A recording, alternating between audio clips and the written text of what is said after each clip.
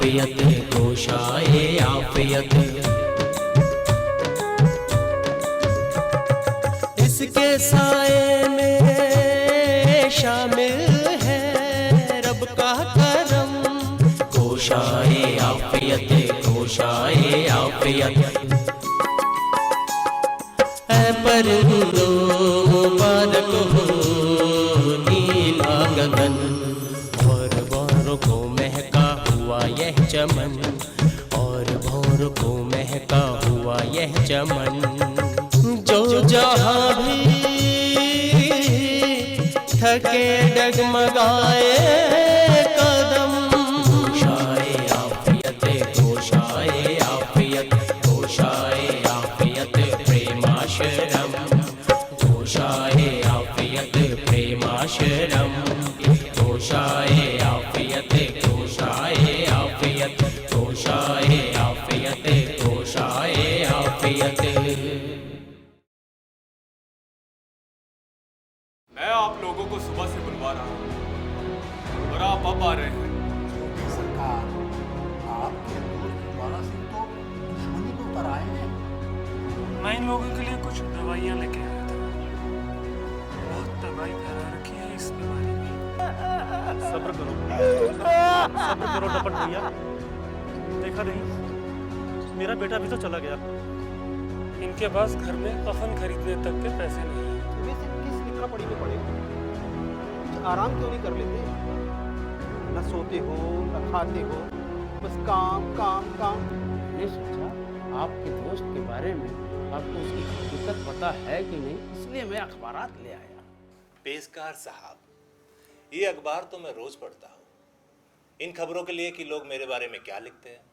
अगर सच लिखते तो मैं सोचता हूँ, और गलत लिखते तो मैं परवाह नहीं करता।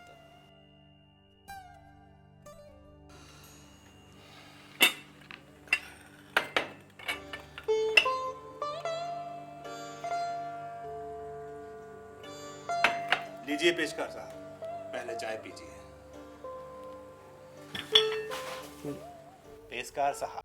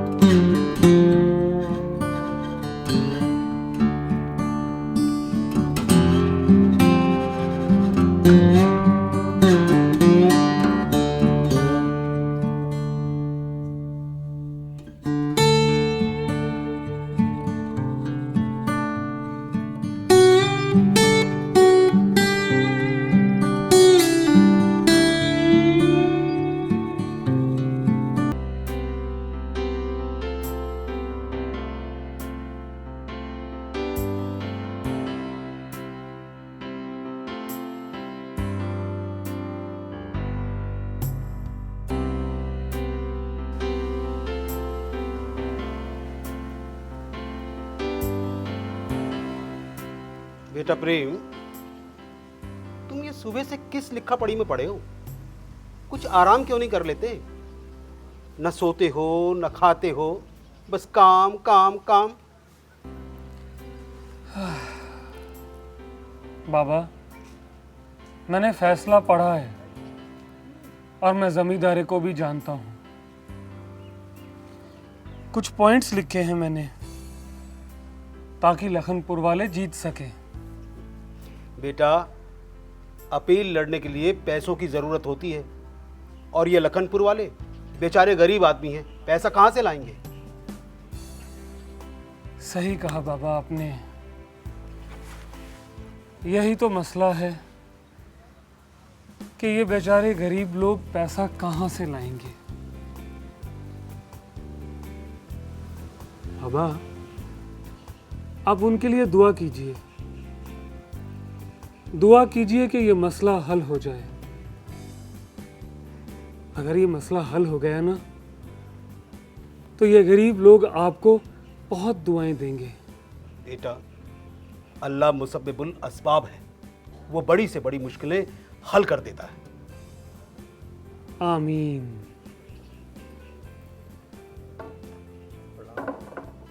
अरे बलराज, आओ आओ। कहो बलराज, गांव में सबका क्या हाल है? अपील को लेकर क्या बातचीत चल रही है वहां? रुपयों का कोई इंतजाम हुआ या नहीं? भैया, सबकी नजरें आप पर लगी हैं। अपील के खर्चे से सब परेशान हैं और पैसा किसी के पास नहीं है। हाँ, कादर दादा चंदा करने गए तो हैं, अब देखिए क्या हो। अरे, पूरे गांव में कादिर एक ऐसा आदमी है जो सबके काम आता है, मगर बेचारा वो क्या करे? वो पैसा लाएगा कहां से? वो लोगों से कह रहे हैं कि हल पीछे चंदा लगा लो और ये अपील जीत जाओ। अगर फैसला उलट गया तो सब बर्बाद हो जाएंगे। हाँ, फिर तो लगान बढ़ाकर ही देना पड़ेगा। भैया, अभी जो लगान दे रहे हैं वही मुश्किल है। अगर लगान बढ़ गया तो कहां से देंगे?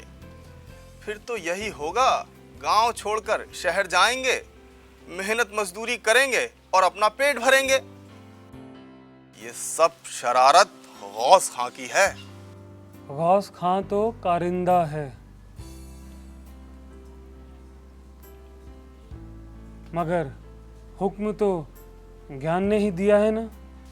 नहीं भैया, अगर घी वाले मामले में गौस खां छोटे सरकार से लगाई बुझाई नहीं करता तो ये लगान का मुकदमा ही नहीं होता। अपील में भी तो सारी कोशिश वही कर रहा है।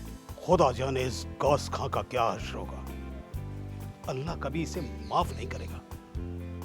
बड़ा पत्थर दिल का है। अगर अपील जीत गया तो इस गांव वालों का ना जाने क्या क्या होगा। उनका तो जीना मुश्किल हो जाएगा। इसीलिए तो कहता हूं कि अपील का खर्चा अगर मिल जाए तो सब ठीक हो जाएगा। साहब जी आपके लिए है। किसने भेजा है? नाम बताने से मना किया है। अच्छा, तुम जा सकते हो।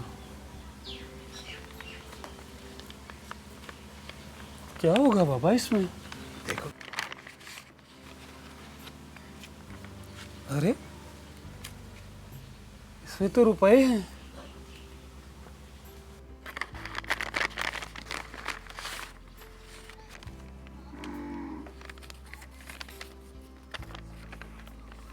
ये रुपए अपील की पैरवी के लिए हैं।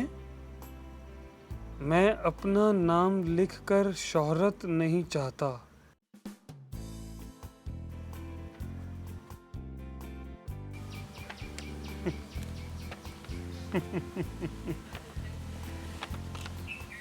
तुम्हारी तहरीर पहचानता हूं मैं, ज्वाला सिंह। बेटा, मैंने कहता था अल्लाह मुसब्बिबुल असबाब है, वो बड़ी से बड़ी मुश्किलें हल करता है। देखो, तुम्हारे लिए आसमान से पैसा टपक गया। तुम एक नेक लड़के हो। तुम रुपया अपने लिए नहीं चाहते थे, दूसरों के लिए चाहते थे, सो तुम्हें मदद मिल गई। बाबा, जब बलराज ने कहा कि वो शहर जाकर मेहनत मजदूरी करेगा तो अल्लाह कसम मेरा दिल लरज गया। बाबा, ये लोग अपने पुरखों से लखनपुर गांव में बसे हैं। अगर इन्हें ये अपना गांव छोड़ना पड़ा तो सच कह रहा हूं, ये मैं नहीं देख पाऊंगा। भैया, पूरा गांव यही कहता है कि आपने लखनपुर का जमींदारा संभाला होता तो सबका जीवन सुखी होता। वो सब छोड़ो बलराज, तुम ये लिफाफा रखो। इसमें कुछ रुपए हैं जो कादिर मियाँ को दे देना। कहना कि मैंने अपील के खर्चे के लिए भेजे हैं, और जो कागज है वो अपने वकील साहब को जाके पहुंचा देना, ठीक है? अब जाओ।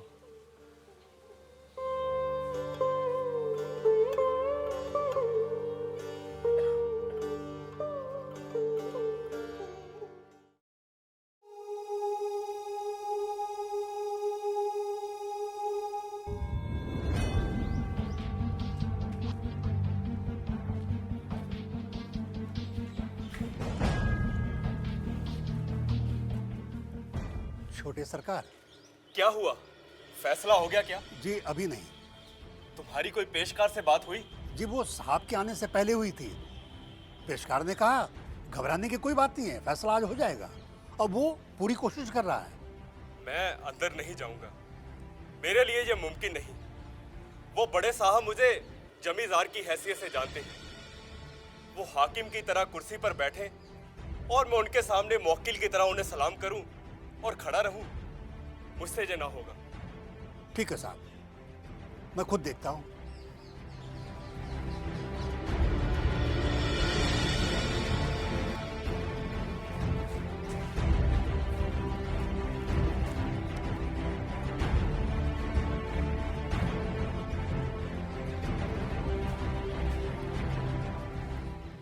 छोटे सरकार। क्या हुआ? अपील खारिज हो गई। क्या बकते हो? तुमने खुद सुना? मैंने खुद सुना है छोटे सरकार। ज्ञान शंकर, वल्द जटाशंकर बनाम कास्कारान लखनपुर अपील खारिज की जाती है, और पेशकार तो मुंह लटकाए बैठा है। मुंह तो लटकाएगा ही। कितने बड़े बड़े वादे किए थे उसने। नजराना पर नजराना ले रहा था, मगर गौस खान ये काया पलट हुई कैसे? तुम तो कहते थे कि गांव वालों के पास एक फूटी कौड़ी तक नहीं, तो फिर पैरवी के लिए इतनी बड़ी रकम आई कहां से? छोटे सरकार, मुझे क्या मालूम था कि घर के अंदर ही दुश्मन मौजूद है। क्या मतलब है तुम्हारा? ये सब आपके बड़े भाई साहब की करतूत है। गैरों के दोस्त और अपनों के दुश्मन। अगर प्रेम शंकर साहब ने कादिर मियां को 1000 की रकम ना दी होती तो आज ये अपील खारिज ना होती। बिल्कुल गलत। उनके पास इतने पैसे हैं ही नहीं। मुझसे मांगे थे, मैंने दिए नहीं, तो फिर इतनी बड़ी रकम उनके पास आई कहां से? मेरे चपरासियों ने कादिर मियां को अपनी जबान से कहते हुए सुना है। मैं क्या कहूं? भाई साहब को खुद जमीन से कोई वास्ता नहीं, मेरी भी काट रहे हैं। ये गोरख धंधा क्या है? कुछ समझ में नहीं आ रहा कि आखिर खेल क्या है। या तो ये घाघ चचा साहब का कोई खेल है, या बड़े भैया अपनी सादगी का दिखावा दिखाकर मुझसे सब कुछ छीनना चाहते हैं। छोटे सरकार, एक बात कहूं? बोलो। आप उनकी बीवी से बात करके देखिए, शायद खुल के कुछ सामने आ जाए।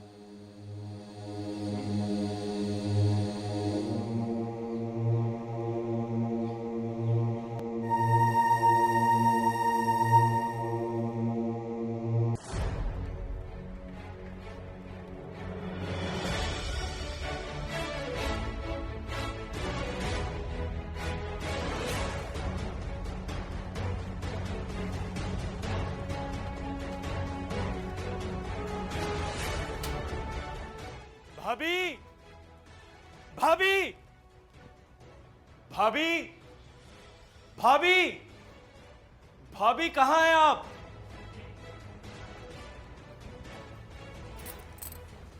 क्या बात है?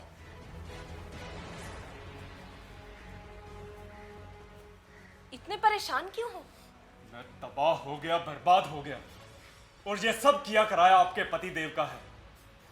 उन हजरत को जरूरत क्या थी लखनपुर वालों को अपील के लिए 1000 रुपया देने की? इसका नतीजा ये हुआ कि मेरी अपील खारिज हो गई। अपील खारिज हो गई? कब? आज। महीनों की दौड़ धूप और हजारों रुपए पर पानी फिर गया। 1000 रुपए सालाना का नुकसान अलग से, सारा रोब दाब मिट्टी में मिल गया। मुझे उनसे इस बगली घूसे की उम्मीद नहीं थी। अब तुम ही बताओ, उन्हें मैं दोस्त समझूं या दुश्मन? तुम्हें किसी ने बहका दिया है। भला उनके पास इतने रुपए कहां से आएंगे? नहीं, मुझे सही खबर मिली है। जिन लोगों ने रुपए पाए हैं उन्होंने अपनी जुबान से कहा है। मगर मैं तो समझती हूँ कि उन्हें लखनपुर से कुछ लेना देना नहीं है। उनके कहने और करने में फर्क है। मुझे तो आज पता चला भाभी कि दुनिया में कुछ लोग ऐसे भी हैं कि जिनके लिए सारी दुनिया दोस्त है मगर घर के लोग दुश्मन। पहले उनसे मालूम तो करो। मुझे यकीन है कि उनके पास इतने रुपए नहीं रहे होंगे।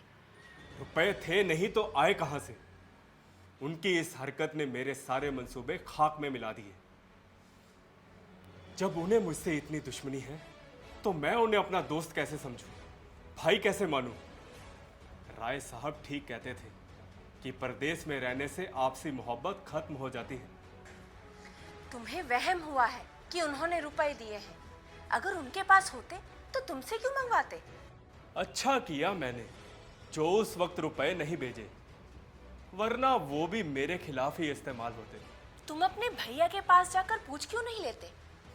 अब नहीं जा सकता। मुझे उनकी सूरत से भी नफरत हो गई है।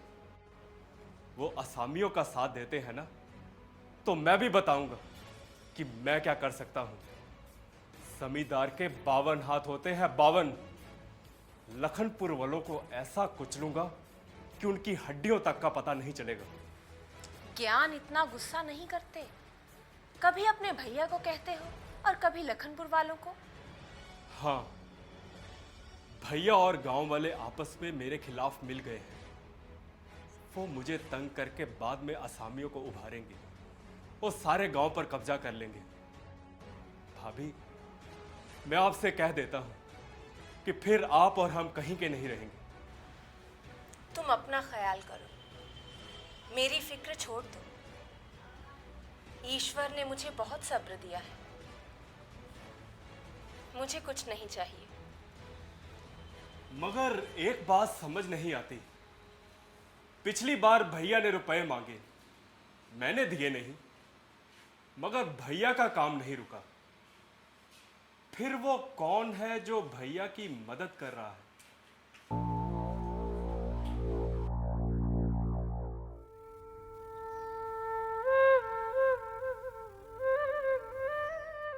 दादा, उस गौस खान ने तालाब पर पाबंदी लगा दी। अरे सारे जानवर मार के भगा दिए। कहता है कोई तालाब के करीब नहीं आएगा। पहले मुकदमा खारिज हुआ, फिर अपील खारिज हुई। बौखला गया है गौस खान। अब वो सारा गुस्सा गांव वालों पर उतारेगा। मैं गौस खां को नहीं छोड़ूंगा। आखिर ये रोज रोज की मुसीबत कब तक सहें? हम पर थी तो झेल ली, ये सारे गांव की कैसे झेलें? बेटा, अल्लाह सब ठीक करेगा। अभी गुस्सा मत कर, गुस्से से काम खराब होगा। और सुन, वहां भी खामोश रहियो। आखिर कब तक ये गौस खां का जुल्म सहते रहे हम?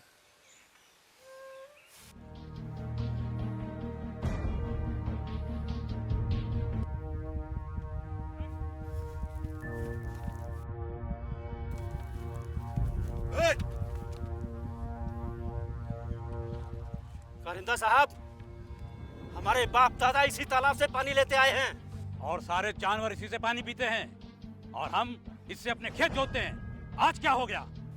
अरे ये तो पुराने जमींदारों की मेहरबानी थी। तालाब तो जमींदारों का ही है। हम तो यहीं से पानी लेंगे, देखे कौन रोकता है। इधर इधर हम बात कर रहे हैं ना, हमें बात करने दे। आओ कादिर भाई, हम देखते हैं। जब तक इसका निपटारा ना हो जाए यहाँ से नहीं जाएंगे। अरे जब दबना ही है तो गांव के सरगना क्यों बनते हो? तो फिर क्या करूं? लाठी चलाऊं? तो लाठी है किस दिन के लिए? किस बलबूते पर लाठी चलाऊं? कितने ही पट्टों को तो प्लेग ने उठा लिया, और जो बचे हैं इन्हें भी मरवा दूं क्या? अरे पट्टे ना सही, हम बूढ़े तो हैं, हमारी जिंदगी किस काम आएगी हैं? आओ देखते हैं। खबरदार, जो कोई आगे आया तो उसकी जान की खैर नहीं। किसकी मजाल जो तालाब का पानी रोक सके? हमारे पुरखे इसी तालाब से काम चलाते आए हैं। अरे जमींदार तो क्या, अगर ब्रह्मा भी आकर कहे तब भी इसे नहीं छोड़ेंगे। इसके लिए चाहे हमारे सर क्यों ना कट जाए। चौधरी, क्या ऐसे मौके पे तुम हमें दगा दोगे? तुमसे ये उम्मीद न थी। जमींदार के लिए अपने हाथ कटा लूं, अपने पैरों पे कुल्हाड़ी मार लूं? अरे खैर ख्वाही के पीछे कोई अपना हक नहीं छोड़ सकता। और जब हक एक का गया तो सबका गया, और एक का रहा तो सबका रहा। सुक्को चौधरी, क्या हमारे सलूकों का ये बदला? आपने जैसे हमारे साथ सलूक किए, हमने भी वैसे ही किए, और सलूकों के कारण कोई अपना हक तो नहीं छोड़ सकता। सुक्को, तो क्या फौजदारी का अरमान है? फौजदारी क्यों करें? हाकिम का राज नहीं है क्या? अरे मुकदमा भी करेंगे, पर हाँ, अगर हाकिम ने नहीं सुनी तो फौजदारी भी हो जाएगी। ए सुक्को, मुकदमा करना इतना आसान नहीं है, बड़ी रकम खर्च करनी पड़ती है, बड़ी रकम। रुपयों की धूल उड़ जाती है। हाँ साहब, अगर जुबान दी है तो खर्चा भी करूँगा, धूल उड़े तो तुम पीछे हट जाना। बहुत ऊंचे सुर में बोल रहा सुक्को। मौजीलाल पटवारी का क्या करेगा? मुकदमा तो उसी के बयान पे टिकेगा, और वो वही करेगा जो उसे हम कहेंगे। हाँ साहब, कब तक सारे गांव को उंगलियों पर नचाते रहोगे? अरे कुछ तो अल्लाह से डरो, गरीबों पर रहम करो। अरे पानी पिलाना तो सवाब का काम है, और तुम जानवरों और इंसानों सबका पानी बंद कर रहे हो। अब तो वो पटवारी भी सोच रहा होगा कि उसे झूठ बोलकर क्या मिला। बीमारी में उसका बेटा भी चल बसा। अब वो किसके लिए झूठ बोलेगा? मेरे लिए बोलेगा झूठ, मेरे लिए बोलेगा झूठ। जो मैं कहूंगा वही वो बोलेगा।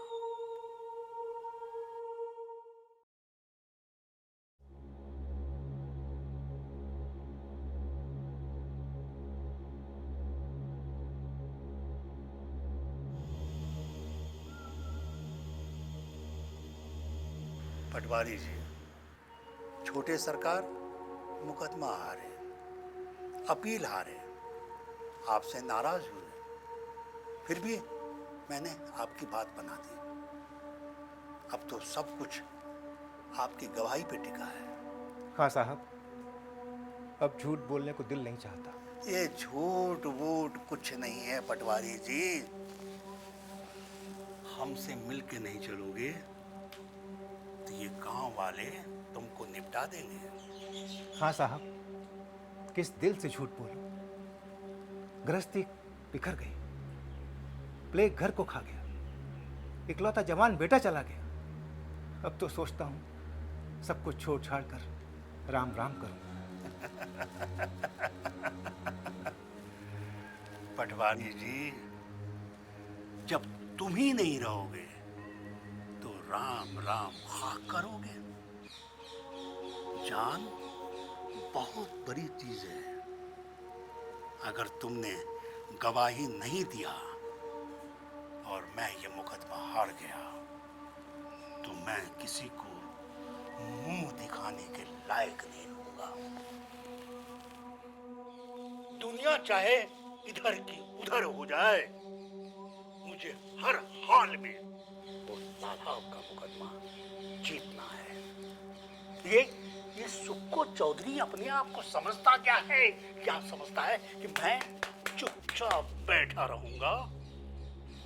ठीक है खां साहब, अभी तो बयान में दिन बाकी, वक्त आने पर देखा जाएगा। गवाही तो हमारे हक में दोगे ना? अब देनी ही पड़ेगी, आपकी इज्जत का सवाल। शाबाश, शाबाश।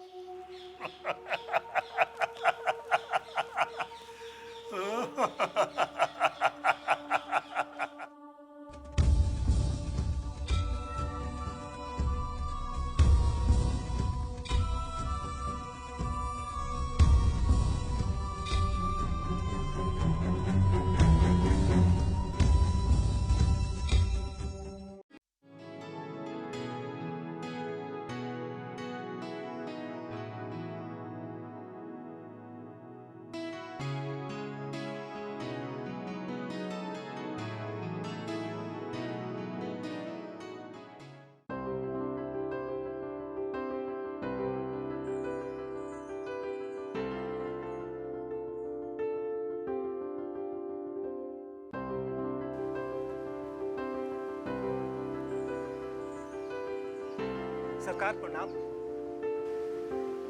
छुपता छुपाता आया हूं सरकार, आपका हुक्म था, हाजिर हो गया। कहीं गौस खां को पता चल गया और उसने छोटी सरकार को कह दिया तो मैं बेमौत मारा जाऊंगा। तुम लोगों के इसी डर की वजह से जुल्म बढ़ते हैं। जरा जरा सी बात पे लालच करते हो, शर्म नहीं आती तुम्हें?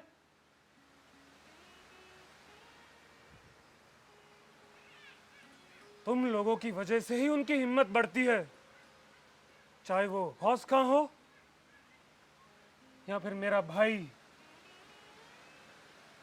त्यान।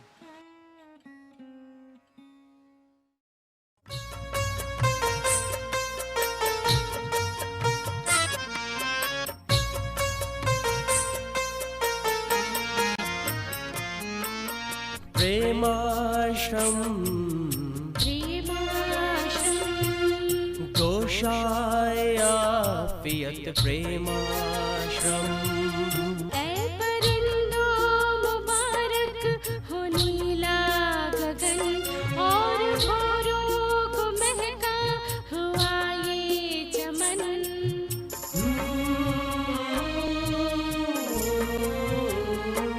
जो जहाँ भी थके डगमगाए कदम, जो जहाँ भी थके डगमगाए कदम।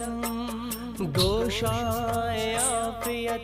प्रेमाश्रम, गोशायापियत, गोशायापियत, गोशायापियत, गोशायापियत।